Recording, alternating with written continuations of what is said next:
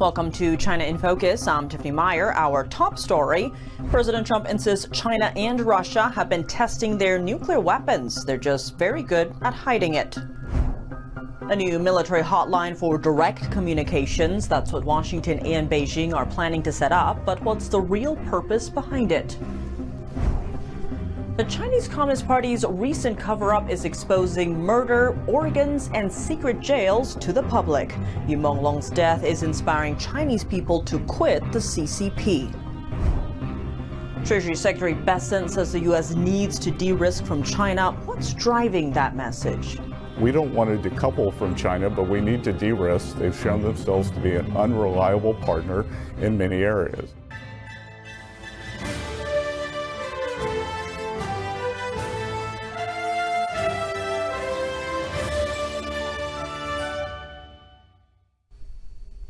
Are two of the world's major nuclear forces, Russia and China, testing their arsenals? President Trump says yes, and that's why he's ordering the U.S. to move forward with its own nuclear testing. Trump appeared to hint that there is more information on the issue being kept from the public during his Sunday interview on 60 Minutes. Take a listen. So why do we need to test our nuclear weapons? Well, because you have to see how they work. But the only country that's testing nuclear weapons is North Korea. Well, China and Russia are not. No, Russia's testing nuclear weapons. My understanding and China's testing them too. You just don't know about it. That would be certainly very newsworthy. President Trump named 4 countries who are doing nuclear testing: China, Russia, North Korea, and Pakistan. He pointed to the state-controlled media in these countries, saying that's why people remain unaware about these nuclear tests. They test way underground where people don't know exactly what's happening with the test. You feel a little bit of a vibration. They test and we don't test. We have to test. We have the best, and I was the one that renovated them and built them during a 4-year period. And I hated to do it because the destructive capability is something you don't even want to talk about. But if other people are going to have them, we're going to have them. And if we have them, we have to test them. Otherwise, you don't really know how they're going to work. And we don't want to ever use them. President Trump floated the idea of resuming nuclear testing last Thursday, right before he sat down with Chinese regime leader Xi Jinping. Since then, Russia and China both denied Trump's claims that they are conducting nuclear tests. But media reports have found Russia and China quietly expanding their nuclear test sites in recent years. And one of the sites is in China's Lopnor, a dried-up salt lake located in western China's deserts of Xinjiang. Based on satellite images, analysts warned 2 years ago that China had possibly built at least 6 testing tunnels in the region. They suspect Beijing's goal was to, quote, conduct subcritical nuclear tests. Beyond that, China has also dug some of the deepest holes on Earth in the same region, Xinjiang. Beijing claims these projects are for scientific research. But some are questioning whether these holes could be used for underground weapon testing. We tap retired Marine Colonel Grant Newsham and senior fellow at the Center for Security Policy for his insights. The Chinese have always looked at nuclear weapons as just one tool to be used. Those holes that you've mentioned, these are sort of launch sites, basically in the western deserts in China. And they've built quite a few hundred of these. And if you figure out that each one of these can hold more than one, maybe the Chinese have more nuclear weapons than anyone thinks. It could be that they already have a lot more than they think, and they build them for a reason. And it is intimidation, but also, if necessary, to use them. But resuming nuclear testing in the U.S. is easier said than done. The Department of Energy, which oversees the nuclear arsenal, typically needs 2 to 3 years to prepare a single underground nuclear test. Energy Secretary Chris Wright said Sunday that he believes the tests President Trump mentioned probably are just system tests, not nuclear explosions.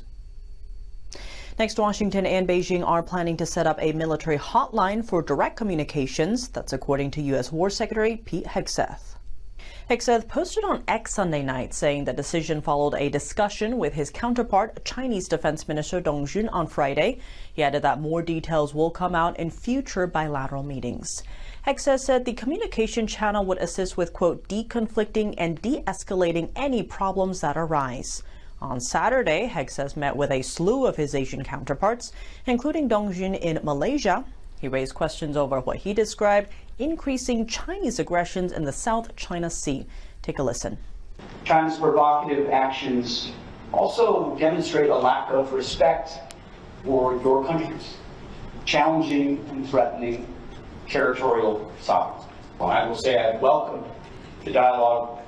Obviously, both our President Trump, and Chairman Xi have had, both myself and Dong Jun. Dialogue is important. But inside that dialogue, we are most importantly watching actions very closely. We seek peace. We do not seek conflict. But we must ensure that China is not seeking to dominate you or anybody else. According to China's Defense Ministry press release on the recent talk with Hegseth, Beijing also agrees to enhance communications between the two countries' decision-making levels. This agreement extends to frontline troops as well. It's worth noting that China once again warned that the U.S. needs to oppose Taiwan's independence. It also threatened that Beijing is fully capable of retaliation if necessary. Washington doesn't recognize Taiwan as an independent country, but it also rejects China's claim over Taiwan. Nearly 2 months after Chinese actor Yu Monglong's mysterious death, a petition seeking justice for him has now surpassed 640,000 signatures. The globally renowned unofficial beauty ranking, TC Chandler's 2025 100 Most Handsome Faces list, has nominated him with Rest in Peace on his photo. RIP prays for the soul's eternal rest, a wish shared across cultures. Over the past 50-plus days, Chinese netizens have used the Global Service Center for Quitting the Chinese Communist Party to withdraw Yu from the party's organizations. It's a symbolic move, they say, frees his soul. In China, joining the CCP or its affiliated groups is often seen as mandatory. Members must swear an oath before the red flag and pledge their lives to the party. It's something many view as a spiritual surrender. The center has operated for more than 20 years and says over 450 million people have renounced the CCP through its platform. Its certificates aid U.S. immigration by proving CCP disassociation. The Global Quit CCP Center announced on November 1st that registering Yu Monglong's withdrawal from the Chinese Communist Party was a historic exception. The statement said, in life, he bore witness to the CCP's brutality through a tragic role of cruel torment. His death has become an alarm bell awakening hearts. By October 16th, 82 netizens submitted renunciation forms for Yu, with thousands more renouncing the regime inspired by his fate. Yu's death became public on September 11th. Authorities ruled out murder without probing the issue, censored all discussion and questions, and erased his digital footprint.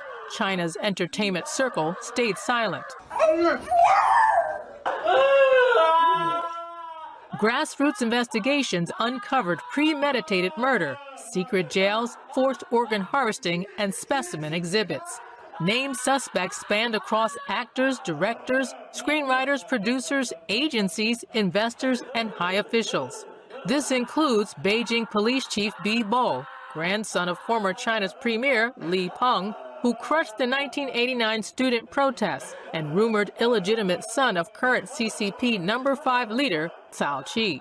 Due to extreme sensitivity on this case, Yu's injustice, CCP cover-ups, and public compassion, the Global Quit CCP Center waived its live consent rule on Yu. Grassroots Redemption goes on October 17th. Yu's Taiwanese mentor Sun De-rong led a massive Buddhist rite where attendees sensed Yu's presence. All the signs at the scene indicated that Yu Monglong seemed to be interacting with us, although I don't believe in ghosts or spirits. Viral footage showed rainbows and dragon clouds, Yu's symbol up in the sky above the ritual location. Another Taiwanese self-media creator filed a temple complaint for divine justice, feeling Yu arrived.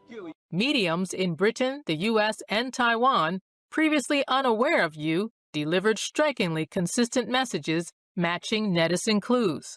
This includes collective murder, cages, torture, tissue harvesting, and exhibitions.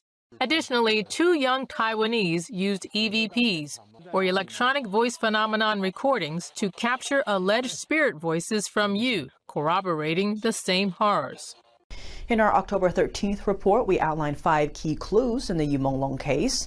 One points to the 798 Art District in Beijing. Netizens discovered an exhibit there resembling Yu's body, a fish head on a human torso. Other displays have eerily mimicked recently deceased celebrities, including Shanghai singer Qiao Renliang. A Beijing netizen recently posted videos saying they went to a dance party at 798's art district, only to find the entire art zone sealed off upon arrival. No explanation has been given. Advanced chips, the China threat, and the new U.S.-China trade deal. Those were among the key topics in President Trump's wide-ranging interview with CBS 60 Minutes, which aired Sunday night. NTD's Daniel Monahan has the key takeaways and comments from Treasury Secretary Scott Bessent, who's calling for the U.S. to de-risk from China. In an interview on 60 Minutes, President Trump commented on whether he would allow chipmaker NVIDIA to sell their most advanced chips to China. We will let them deal with NVIDIA, but not in terms of the most advanced. The most advanced, we will not let anybody have them other than the United States. Because then they would win the AI race. Well, they wouldn't win it necessarily, but they would certainly have an equal advantage. Right now, we're winning it because we're producing electricity like never before by allowing the companies to make their own electricity, which was my idea. NVIDIA CEO Jensen Huang last week expressed hope that his company will be able to sell its advanced Blackwell chips in China at some point. I hope so. I hope so. But that's a decision for President Trump to make. Trump predicts the U.S. will have 40 or 50% of the chip market within 2 years.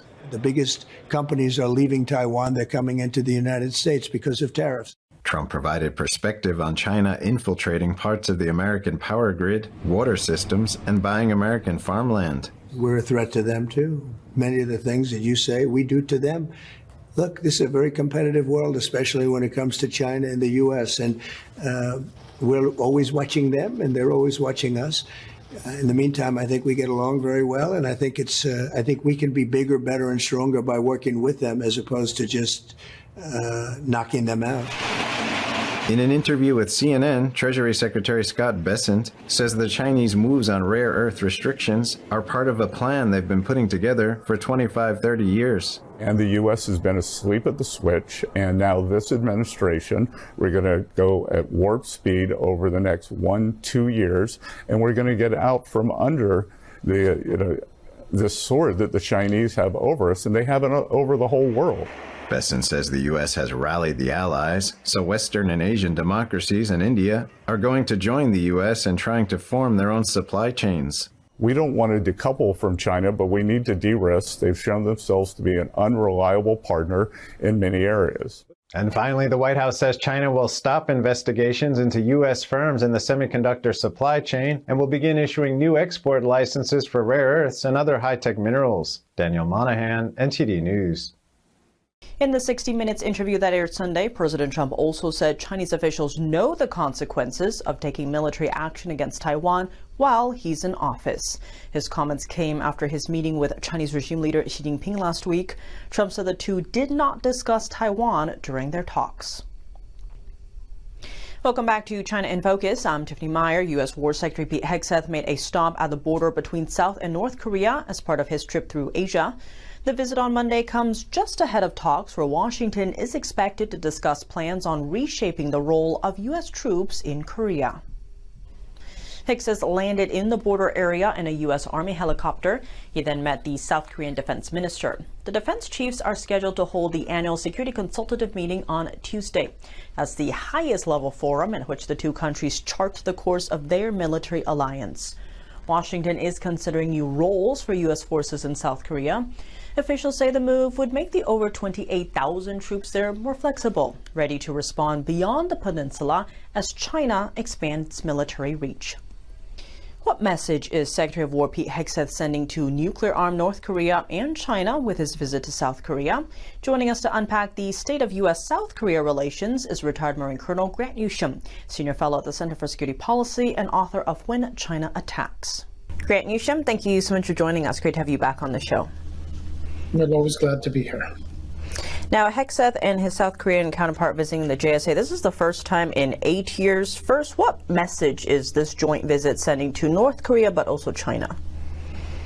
Well, on the surface, it suggests that the Americans and the South Koreans and their militaries are very solidly linked and ready to take on any threats, particularly from North Korea. China, of course, is also looking at this, the U.S.-South Korea relationship to see what the strength of it is. You know, is there frictions in it or are there weaknesses? There is, of course, a little more going on here, is that this all takes place in the context of a South Korean administration, which is very strongly leftist. But as I said, it comes on the top of a very leftist South Korean administration whose really their alliance or their commitment to the United States and the South Korean alliance, rather than a stronger sort of relationship with China, even with North Korea of all things, is very much in question. And that's something that is going to have to be carefully monitored and carefully dealt with if necessary. And given what you just laid out there, we did see President Trump say after he met with China Xi in South Korea that he ran out of time to meet with Kim Jong-un, North Korea. But if the time or opportunity arose, he would go back to the region. With this, meeting with Hegseth and his South Korean counterpart at the JSA, how likely are we to see President Trump meet with Kim Jong-un in his second term? Well, there's nothing that Mr. Trump does that should surprise us. I wouldn't be surprised if that happened. Even on this most recent trip, I think we could see the two meeting up at some point. Not too soon, but I think it could happen. And what would be the path for President Trump to bring down the rhetoric or the tensions in the Korean peninsula, given all the interplay that you just mentioned with South Korea?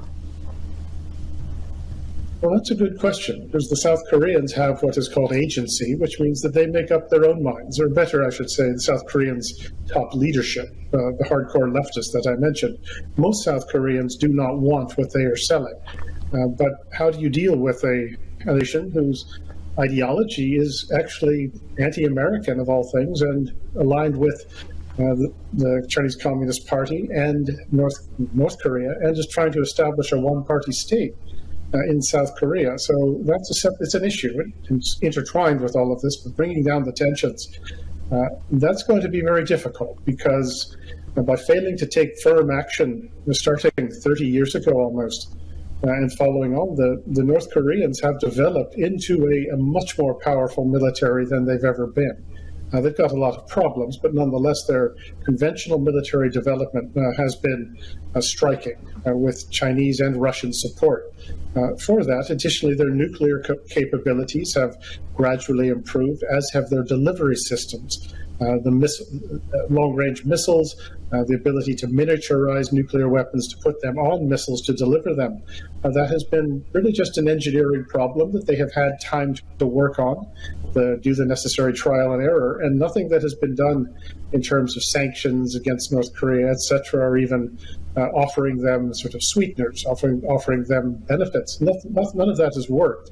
I would note that sanctions against North Korea, despite existing, have never really been enforced. And the Chinese have broken these from almost day one and have suffered no punishment from anyone for having done so. So when you hear sanctions don't work against North Korea, always remember sanctions have never been tried.